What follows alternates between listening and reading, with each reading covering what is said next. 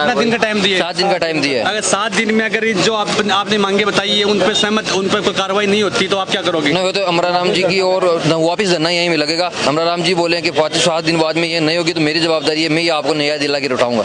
आप वही ला के लौटाएंगे? हाँ। बिल्कुल। यहाँ पर सीकर सांसद अमराराम जी ने कहा है कि 7 दिन में अगर मांगे नहीं मानी गई तो वापस इसी स्थान पर वापस धरना दिया जाता है कि प्रशासन कार्य करेगा। बिल्कुल करेगा सर, करेगा। अगर नहीं करता तो फिर क्या होगा? 7 दिन में वापस धरना देंगे, फिर से वापस धरना लगाएंगे। धरना लगाओगे?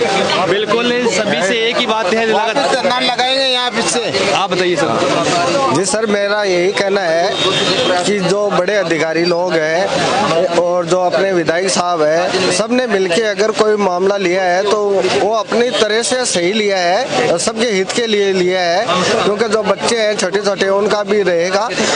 लेकिन अगर अभी जैसे अमराराम जी बता रहे थे, अगर ये अधिकारी है उनकी जांच पड़ताल जो भी नियम रखे हैं, सत्य रखे हैं, उन पर कायम नहीं रहेंगे तो वापस दोबारा धरना देंगे हम और यहीं रहेंगे, क्योंकि फिर प्रशासन को हमको भी मनाना भी आता है, क्योंकि जनता राम होती है। बिल्कुल।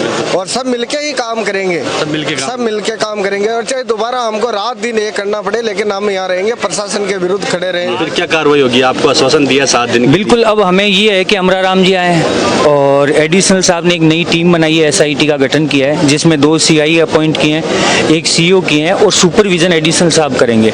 तो हमें निश्चित रूप से कहीं ना कहीं विश्वास हुआ है कि अब हमारी अच्छी जांच होगी।